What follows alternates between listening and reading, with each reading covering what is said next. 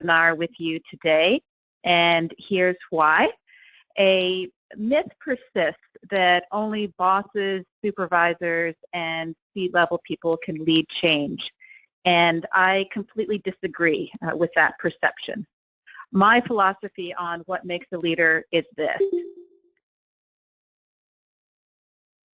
Definition of a leader is anyone who notices a change that needs to be made and then takes the first step. Thus, anyone can and should be a leader. In this sense, I believe that we all can and often must be leaders, particularly when we see a change that needs to be made. You know, leadership is not something reserved for only the senior-most people. It is not just for the person with the highest degree or even with the most experience. It's the person who takes the first step towards change. They are the leader in that moment with that group and for that reason. So this is a shift in mindset. And the first step in becoming a leader, as you know, is adopting a shift in mindset. I'd like to share another shift in mindset with you. And I will do this by telling you about a mistake I made. And I made it for about 15 years. That mistake I made was for many years I considered myself as a secondary player in the companies where I worked. I worked at a couple law firms and then, as Norval said, at McKinsey & Company. At those firms, though I managed the professional development for hundreds of consultants and lawyers, I never believed that I was a primary player in the organization. The consultants and attorneys were the primary players, naturally. But fortunately, one day I realized that I was simply a different kind of primary player. I was a leader for the development of these people, and their success was my success and our company's success. And that's when my mindset shifted. I now saw myself as a primary player. Now that I had this newfound perspective, I was so excited and reawakened that I immediately decided to leave and start my own leadership coaching company. So I suspect that many of you are not making this same mistake, but I would suggest that at a minimum, we all can still learn more and challenge ourselves more to think bigger, to act bigger. So as quality professionals, what opportunities exist for you to lead a change? What I would invite you to do right now is to ask yourself what you are not yet doing. Think of what you are not doing right now because you are holding back.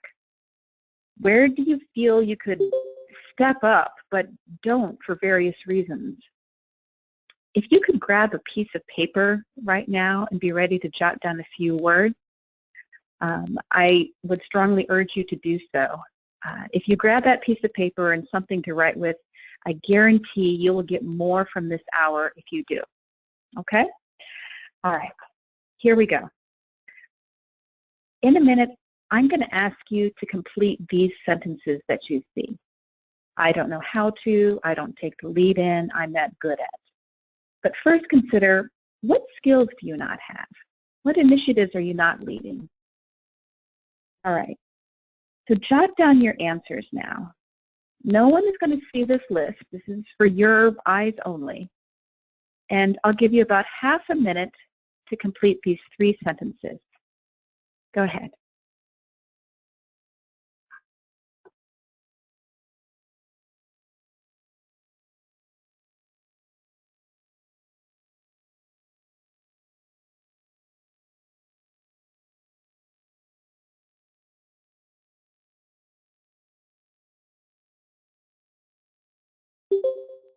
All right, take about another 10 seconds to complete those sentences.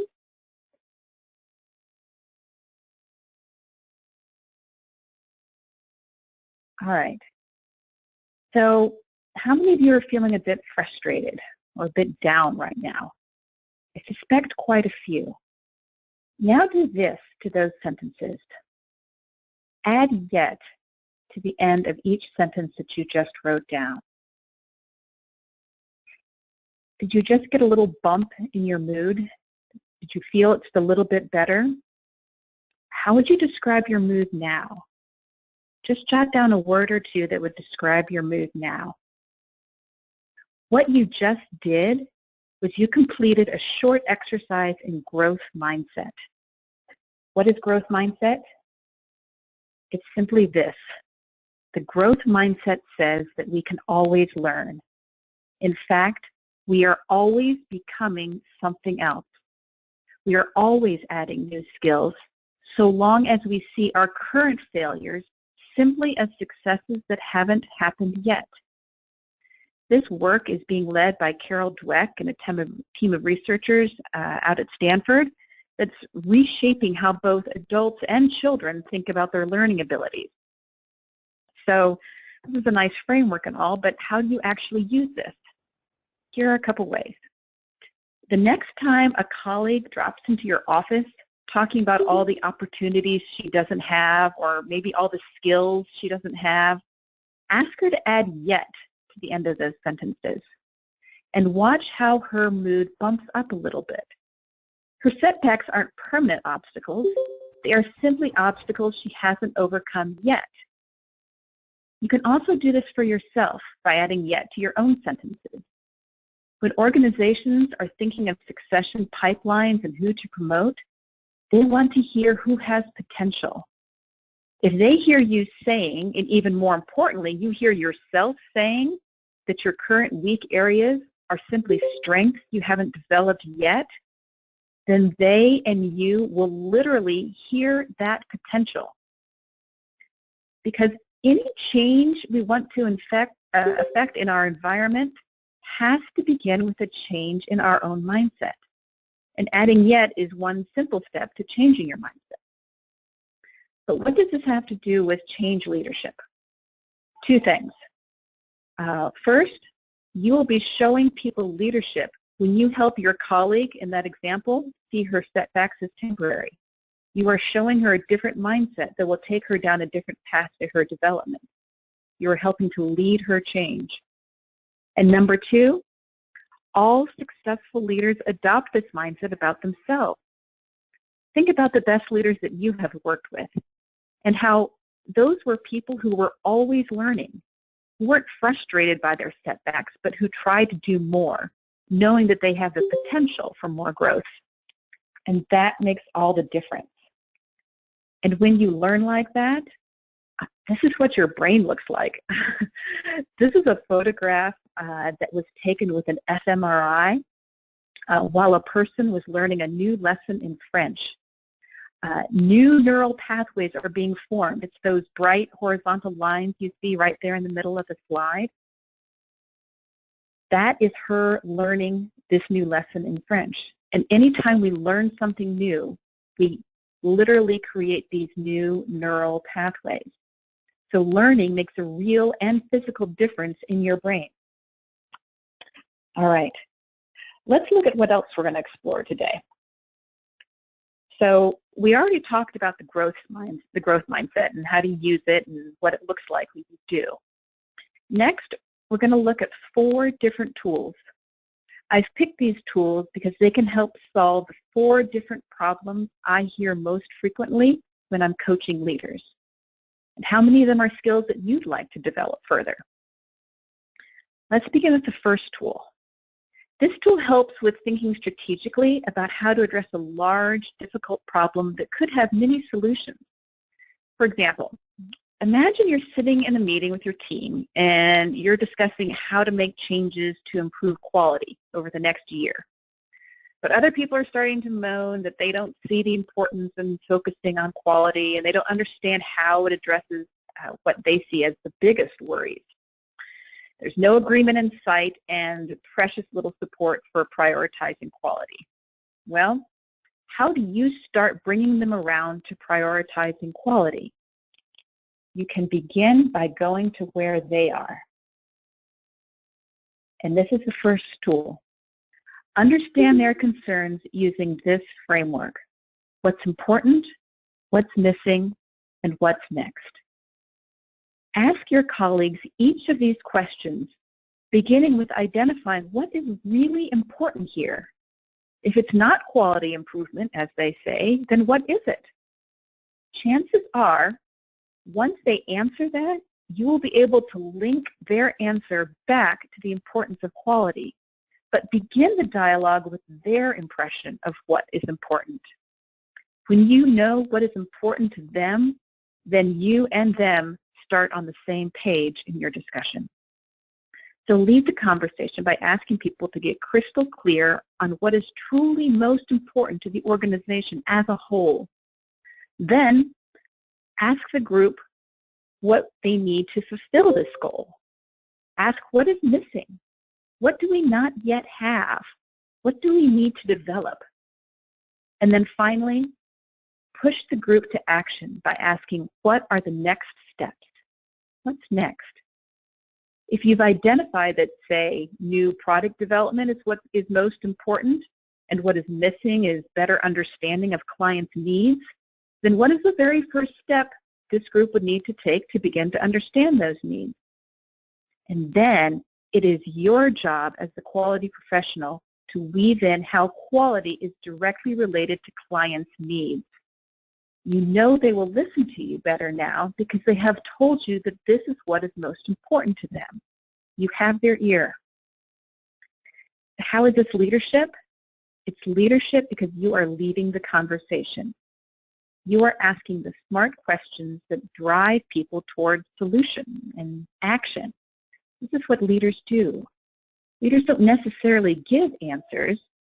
Leaders more often frame questions. They help discover what doesn't yet exist. They corral a group of people together on a mission to find the answers. And they can do this simply by asking questions.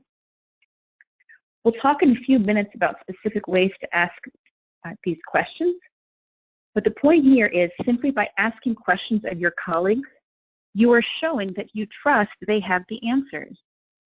And when another person senses that you believe they have the answer, then their confidence increases.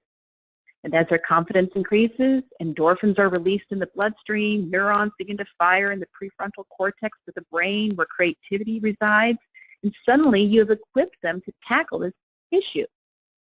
They just needed a few key questions and space to reflect on them. All the while, you are in a growth mindset about their ability to learn these answers. The team does know the answers. They just haven't articulated them yet because they've been too busy spinning in circles in that group discussion. Lead them out of it with a few questions to focus their attention. So if you aren't sure that this will work, and it sounds a little too much like touchy-feely self-help stuff, here's a quick reality check. Think back to who was your favorite teacher back in school? High school or college? Who was your favorite teacher? Jot down their name. Now, on a scale of 1 to 5, with 5 as the highest, write down how much this teacher's respect for your intellect influenced your performance. Again, on a scale of 1 to 5, with 5 as the highest, write down how much this teacher's respect for your intellect influenced your performance. I would suspect many of you wrote down 4 or 5. And this was in a classroom with many others, not even in a smaller group or a one-on-one situation like you will have with your colleagues.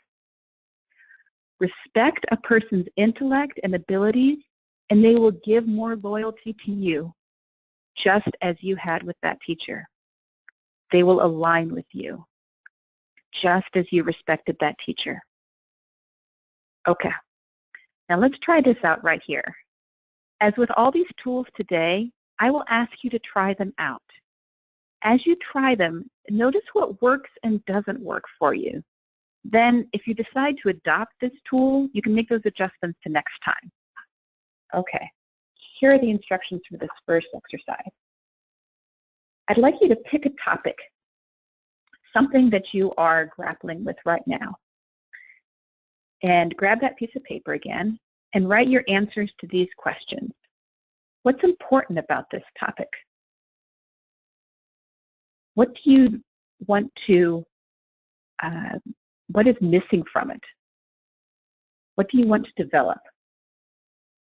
And then finally, what's next? What's the first step you need to tackle this?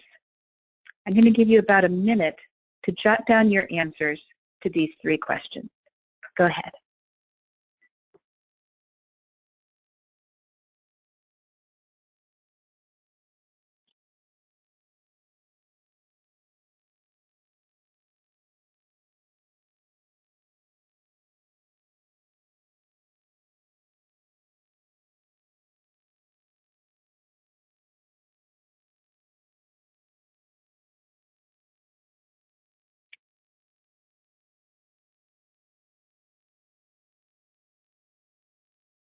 About another half minute to pick a topic that's important to you and jot down your answers to these 3 questions.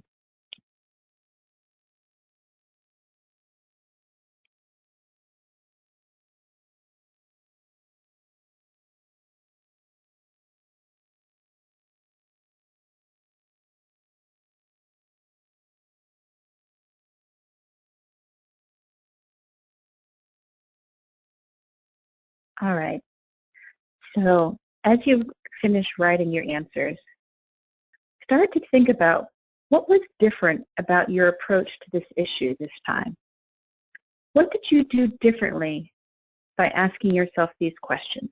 How did you think differently about your topic? What are some ways that you would want to use this tool?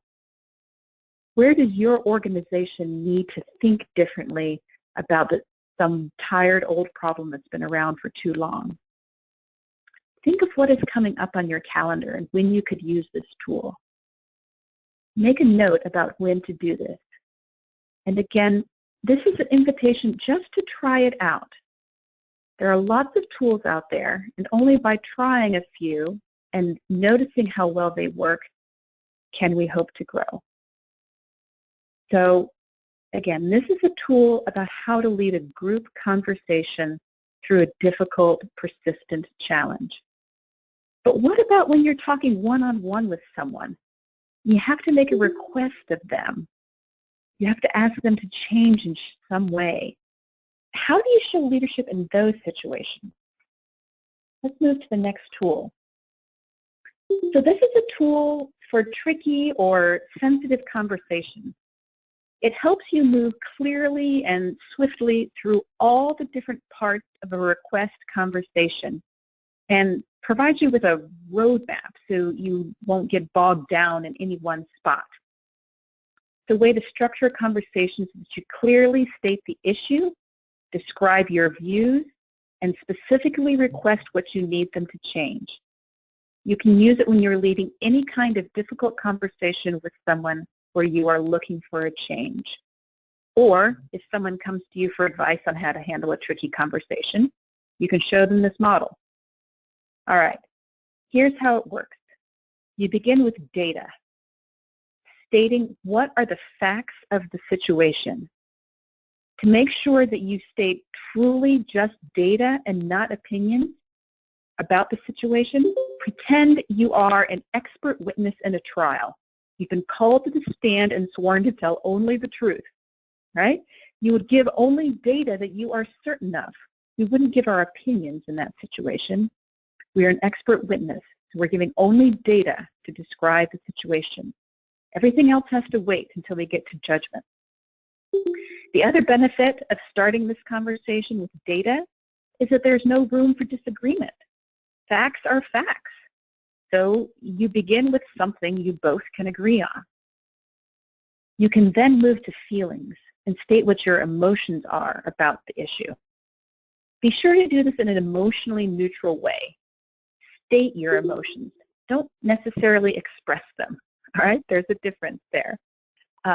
Then shift to your judgment. Be clear that this is your interpretation of the event. It's not facts. So you can literally say, this is my interpretation of what happened. Then move straight on to wants. Dwelling in judgments too long is where conversations get derailed. I'm sure many of you can recall many conversations that were just about one person's judgment over another. So after you state what you want, Show your flexibility by then offering what you are willing to do to make that happen, thus ending the conversation on a positive note of helpfulness. So let me give you an example, and I'll go around the wheel with it. Say I need to talk to a colleague about their tardiness to the weekly team meetings I lead.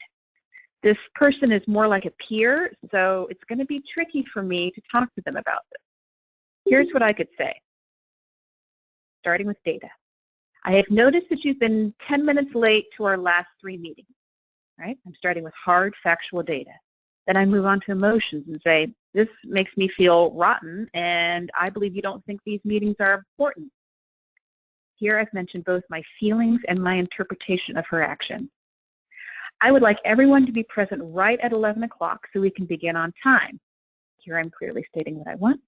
I'm willing to end 5 minutes early if we start on time. And now I've stated what I am willing to do. By going around the wheel like this, you've led the conversation starting with facts. If they are not ready to agree to your request, then talk further. If they are still reluctant, then you can take them around the wheel. Ask them questions for each part. What do you see as the data here? What are your feelings about it? What's your interpretation? What do you really want?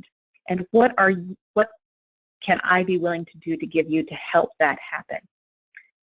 In this way, they have an opportunity to express what they see, how they feel, and what they want and are willing to do about it.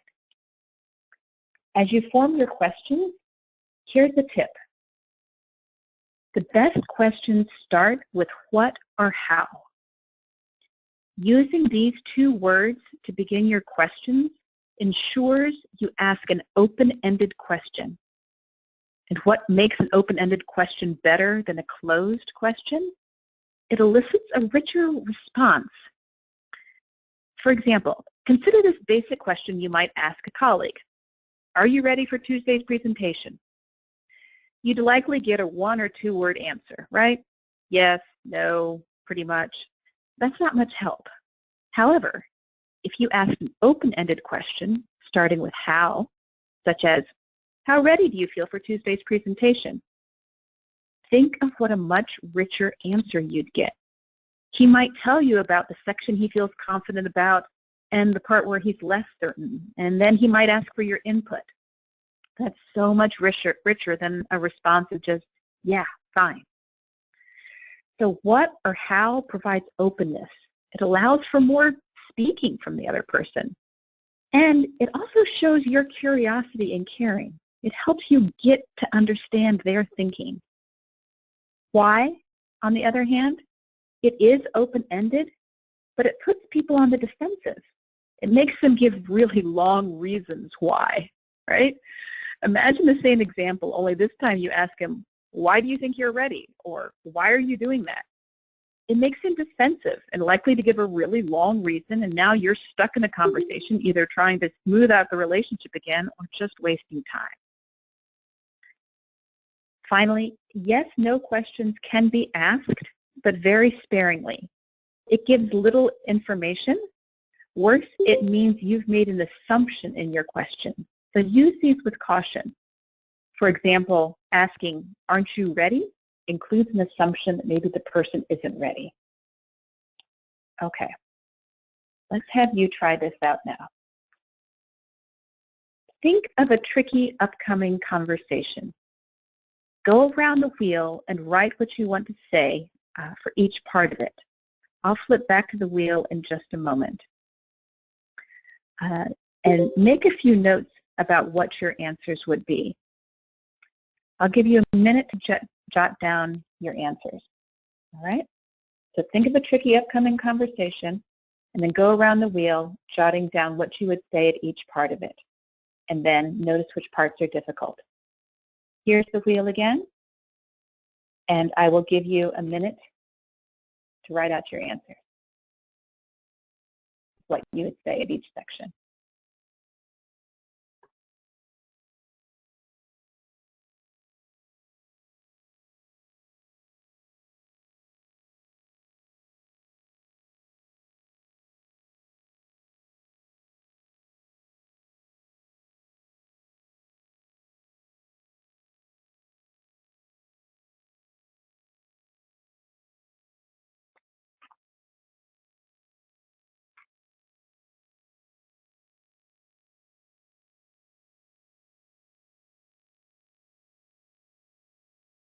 Another 15 seconds to finish writing out what you might say at each section of the wheel.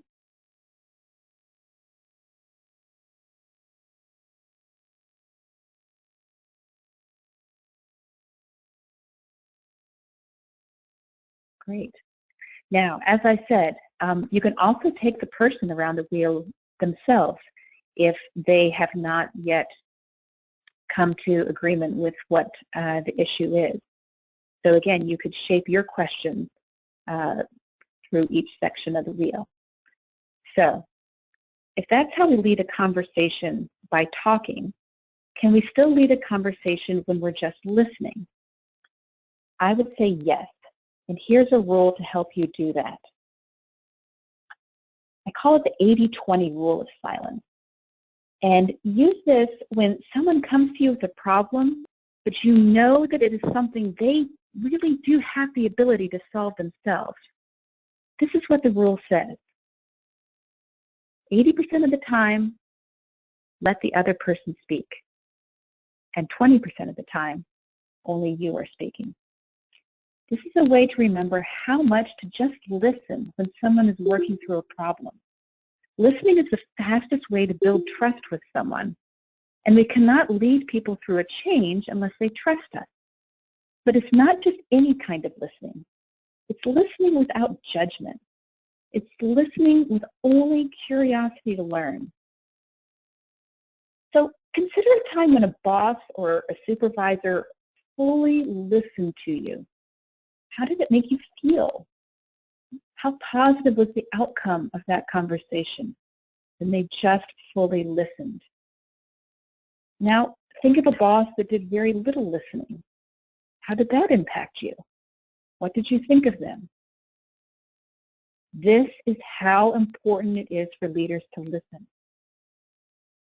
By listening, you are showing the other person that you value them enough to focus on them for just a few minutes.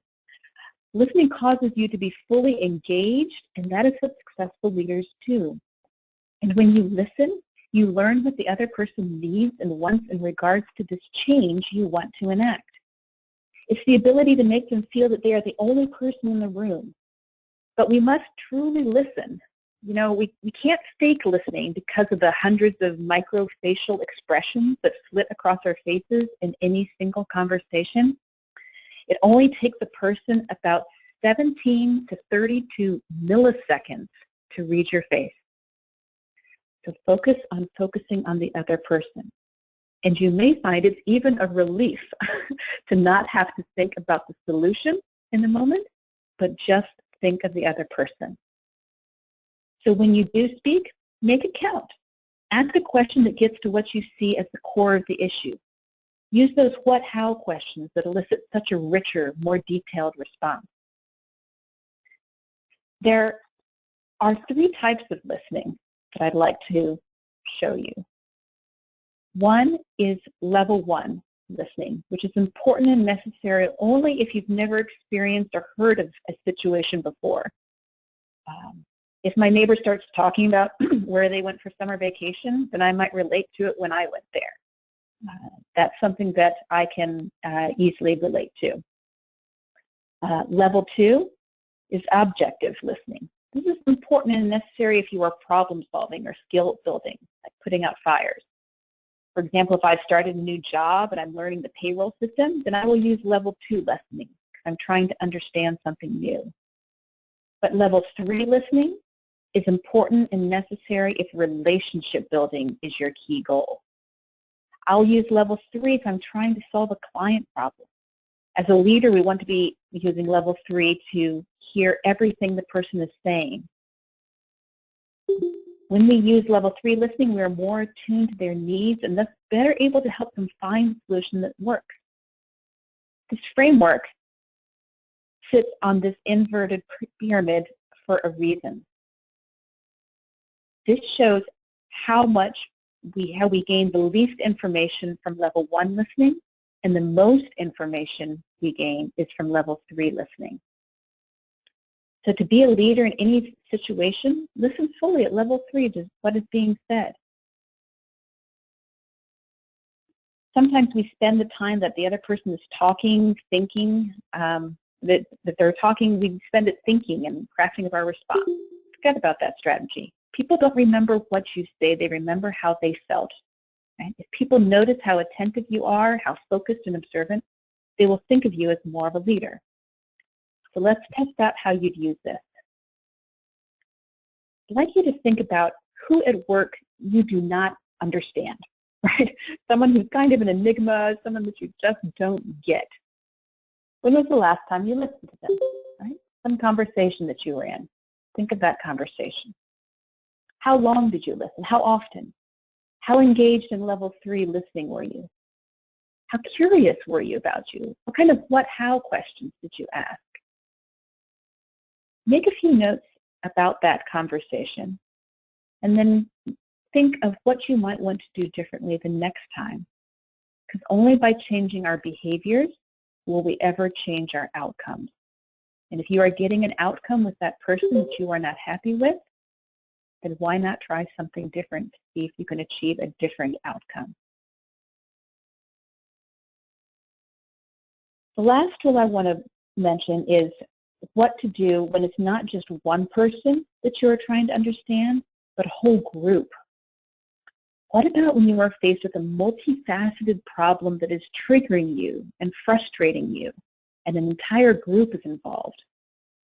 What do you do when it's making you respond emotionally instead of intellectually? Try this approach.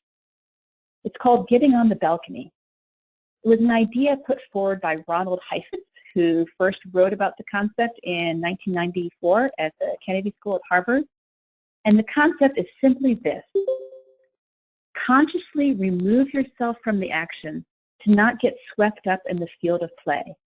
Go up on the balcony and view the issue from a distance. When an issue is viewed from a distance, then you can be more calm and centered. We may know this, but what do we really gain from doing it?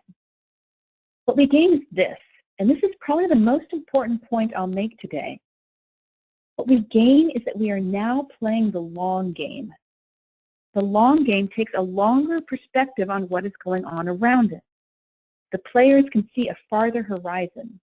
We are literally pulling ourselves up out of the action onto the balcony to view the issue with a calm and rational mind to see what our long-term objectives are and what we need to move around down on the stage in order to achieve those objectives. So think about what is the most difficult challenge on your plate right now that you are trying to initiate? What change is complex that involves a large group of people where it would help to get up on the balcony? Think of what that change initiative is. What makes it difficult? Name that. And if you were to remove yourself from it, what would you see? What does it look like from up on the balcony? And what new options appear to you? As this last try it out exercise, I'll give you about 45 seconds to jot down your answers to those questions. Go ahead.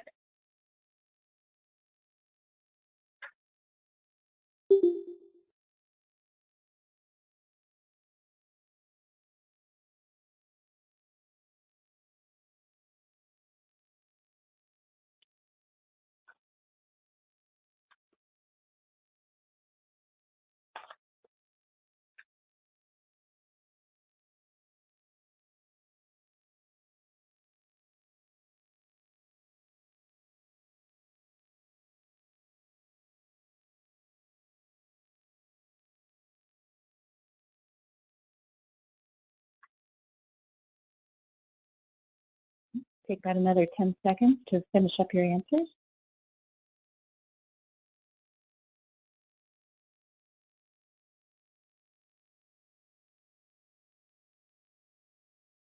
Okay. So why do we need to go up on the balcony sometimes? It's not just to get a new perspective, but it's also to make us healthier. Right? It gives us that long-term view that is so important to us. So here is an overview of what we've talked about today. We talked about the growth mindset and how it helps us reframe our abilities, including our leadership abilities and how much we can grow. We talked about what's important, what's missing, and what's next as a framework for leading a group through a difficult conversation on priorities.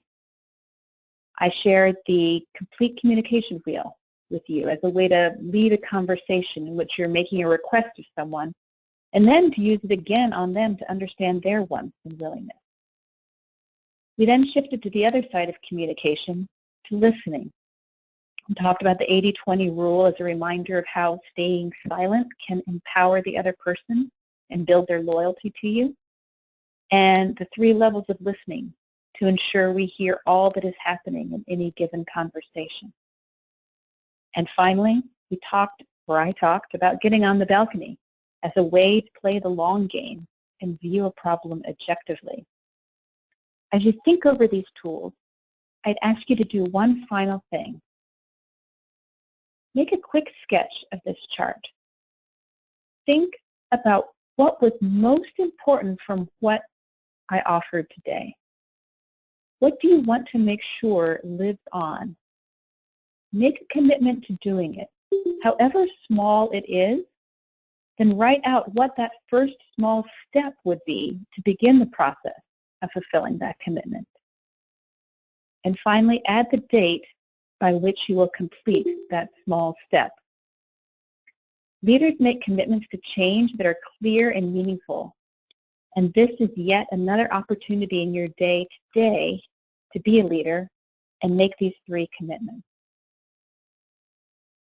So in closing, I'd like to say I hope you found these tools potentially helpful today as you take them out into your workplace. If you'd like to learn more tools like this, I send out a short note each month describing a new behavior or mindset that you can introduce to your workplace. If you'd like to receive that note, again, it's just once a month, please send an email to this address, just with blog in the subject line. If you are potentially interested in offering this or other leadership workshops to your team, again, drop me a note and we'll schedule a time to talk. Here are the workshops my clients most often ask for. They are all built on the philosophy that everyone can and should be a leader. And I always adapt each of my workshops to reflect the specific needs and interests of your group. There is no one presentation or workshop that works for every group. Each one gets tailored. And finally, I also work with people one-on-one, in person or remotely, to build and strengthen their leadership skills. I'm a certified leadership coach, so if you are interested in leadership coaching, I will extend a free 30-minute coaching session to any member of this group. That way you can determine for yourself whether coaching would be helpful to you at this point in your development. For this specific offer, please just mention ASQ when you contact me, and then I know that you can are eligible for this free 30-minute leadership coaching session. And if you have questions about how any of these tools might work in your particular culture, please let me know. So we have about 10 minutes left in our call.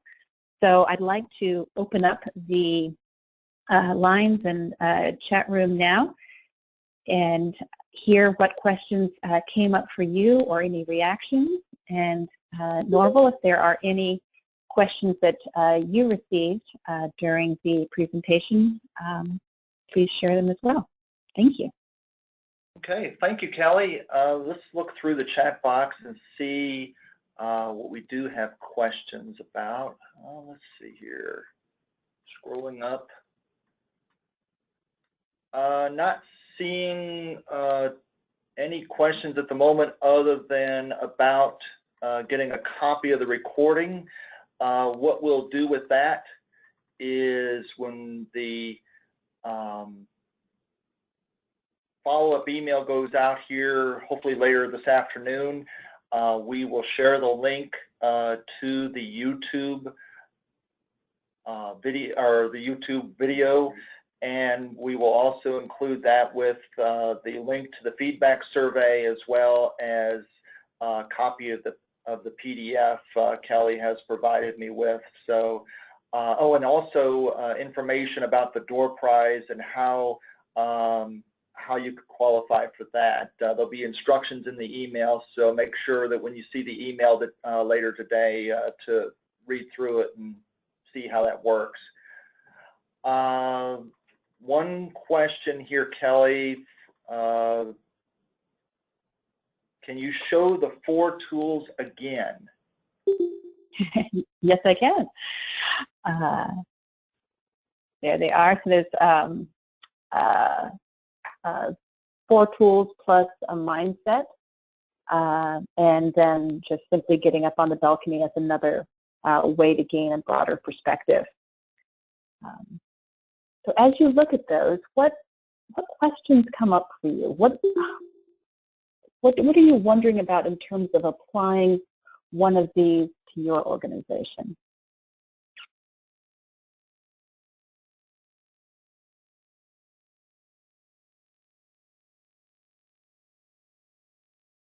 And Norval, should they type their questions to you, or is that the best way? Fine.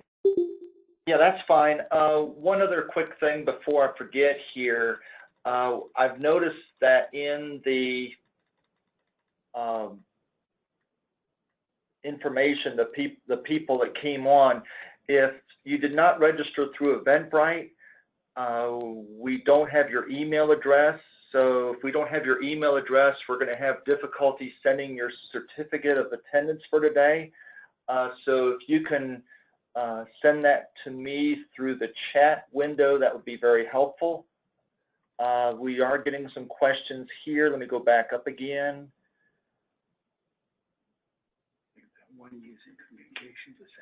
Yeah, there's a comment. The presentation was very clear and user-friendly. It was very easy to follow. Helpful if one wished to apply it to the professional setting or group.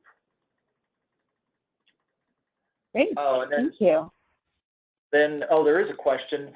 When using the communication wheel, how do you get the other party involved in the communication?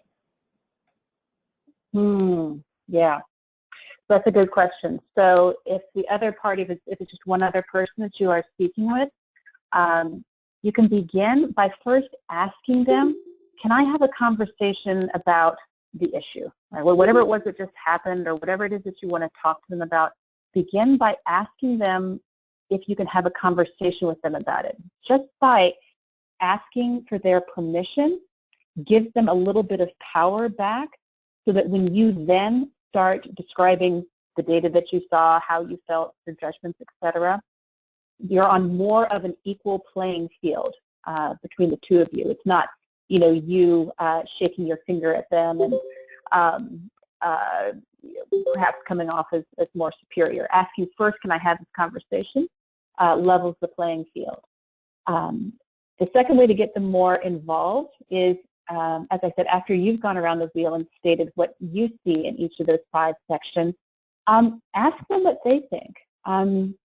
You can switch each of those questions within the section to, starting with data, what did you see? What did you hear happened? How are you feeling? What are you feeling? What were your interpretations? Just switching out, first person for second person, shows them that you're really curious what their take on the issue is, and that can help get them more involved.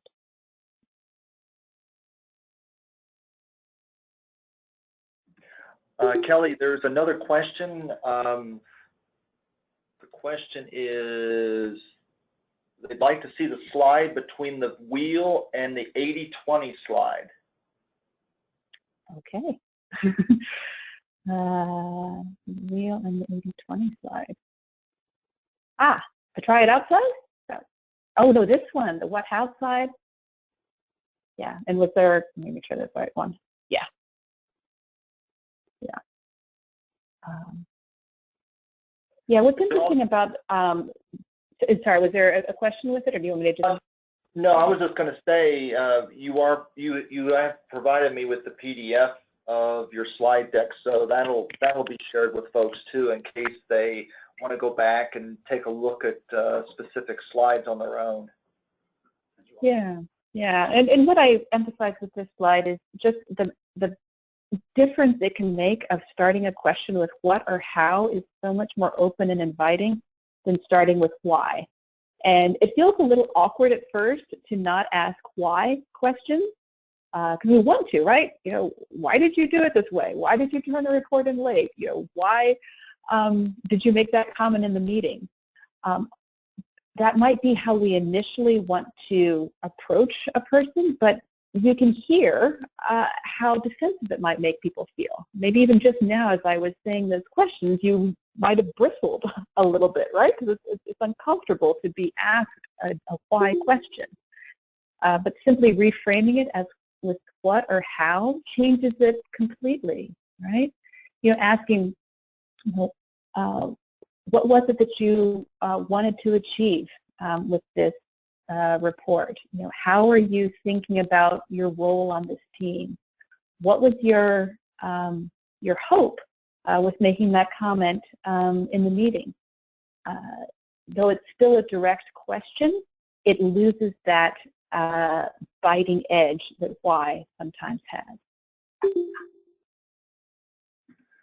Hey, Kelly, can you show that try it out slide that's after this one? Yep. There you go.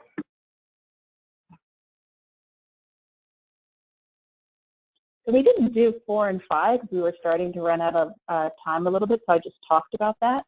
But I think it's really helpful to think about taking the other person around the wheel, because there's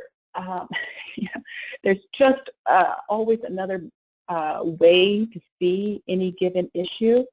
And sometimes just understanding the issue from their perspective reduces our stress, right? How many times have you guys had, seen a colleague act in a certain way and your reaction is, oh my God, why did they do that? Right? You're like completely confused as to why they would ever do that. Well, taking them around the wheel at least gives you the answer to why they behaved that way, and that can reduce our stress. At least then we can understand better the person that we're working with. Okay, it looks like we have another question. I am correct that the goal is to encourage engagement at every level. Also, it appears that the person taking the lead is encouraging accountability, confidence, and forward thinking. Is this correct? Yeah, absolutely.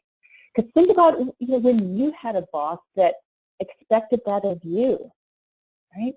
When you had a boss that had high expectations, that just went in with the assumption that you were going to do a great job, right? I mean, how did that make you feel? Or how empowered were you? How much harder did you work, on his project than somebody else's?